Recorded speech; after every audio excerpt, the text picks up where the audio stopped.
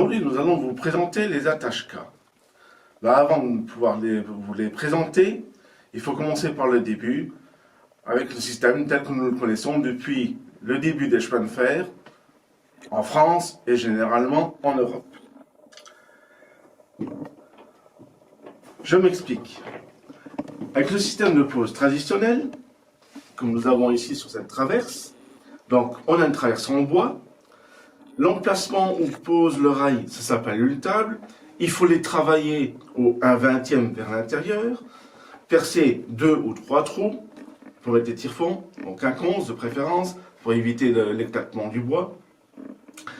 Et quand je dis qu'il faut travailler la traverse, ça se fait à l'aide d'outils, travail du bois, et cela faisait partie d'une des épreuves lors du passage de l'examen du cantonnier poseur. Ce système est efficace, car il existe depuis le début des chemins de fer, mais a beaucoup plus d'inconvénients que d'avantages. Dans les avantages, nous avons la rapidité de la pose, le moindre coût à l'achat. Les inconvénients, là il y en a beaucoup plus. Une fatigue accélérée de la traverse, du trou du tire-fond, le réglage des rails au début du printemps, car ces derniers peuvent glisser au fur et à mesure du passage des trains et de la dilatation-rétraction du métal. Bien souvent, il faut poser en complément des systèmes qu'on appelle les antichepinants pour retenir le rail, justement.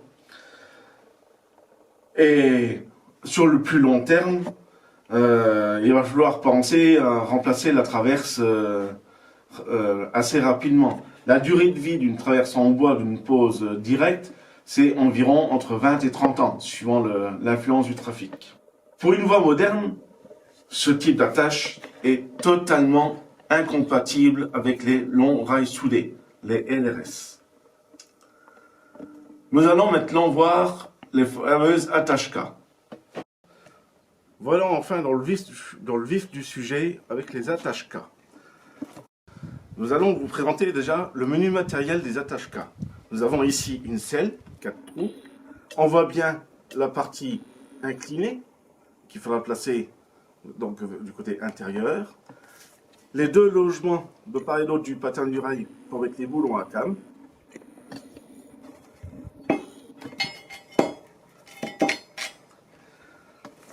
Ensuite, il nous faut 4 tire-fonds qui montent dans les selles avec les rondelles de spire. Alors, je vous montre les tire-fonds. Les rondelles double spire, pour bien vous montrer, elles ont une certaine courbure qui, lors du serrage, assurera un effet ressort pour maintenir en permanence, même lors du passage d'un train. Donc, on place nos tire-fonds.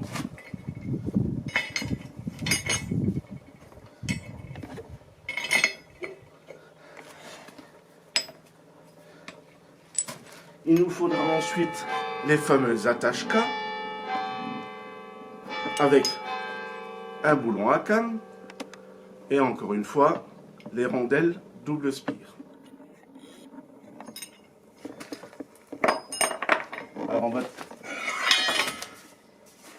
fixer la selle déjà. On va commencer.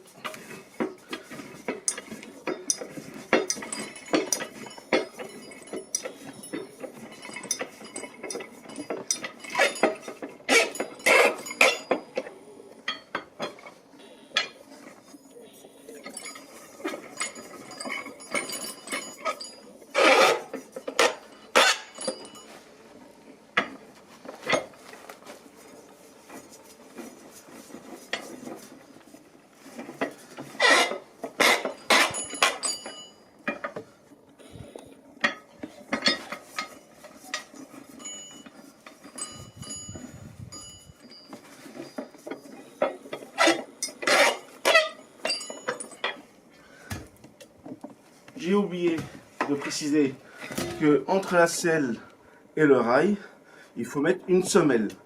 À l'origine, c'était une semelle en bois de peuplier, mais très vite remplacée par des semelles en caoutchouc. On la pose. Ensuite, nous posons notre rail. La traverse a un peu bougé tout à l'heure en travaillant. Voilà. La semelle là, elle a bougé aussi. Nous plaçons notre boulon à câble dans le logement qui est réservé, la fameuse attache K, la rondelle double spire, l'écrou,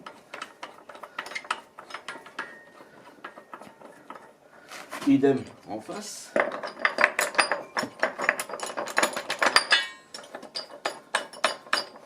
Et nous prenons notre clé puis à fond et clé pour les écrous, le boulon.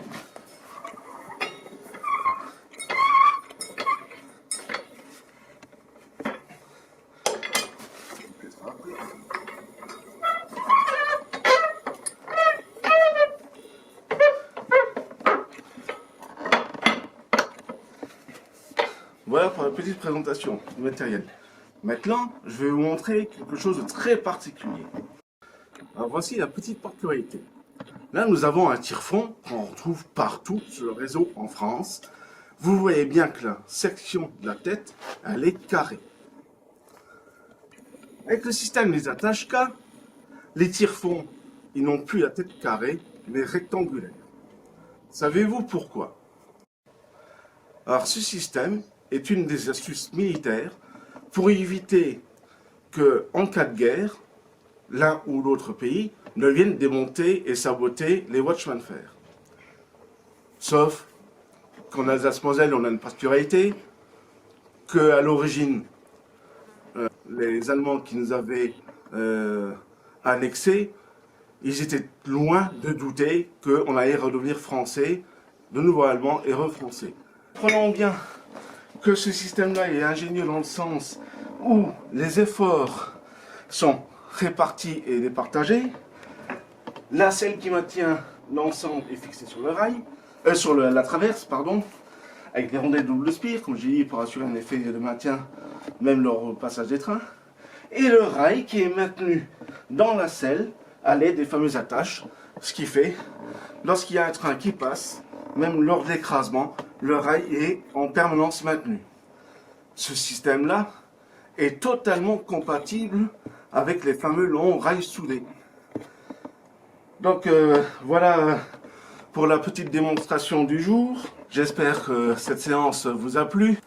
La prochaine vidéo sera consacrée aux médailles de chemin de fer, médailles du travail en particulier. Donc je vous dis à très bientôt. N'hésitez pas à partager, dès que l'occasion se le permettra, de venir nous rendre visite. Au revoir. Ah, ça parle beaucoup, mais ça travaille peu ici, hein. Ah, le chef il est terrible, hein. Il nous laisse pas ramper 2 minutes. Là.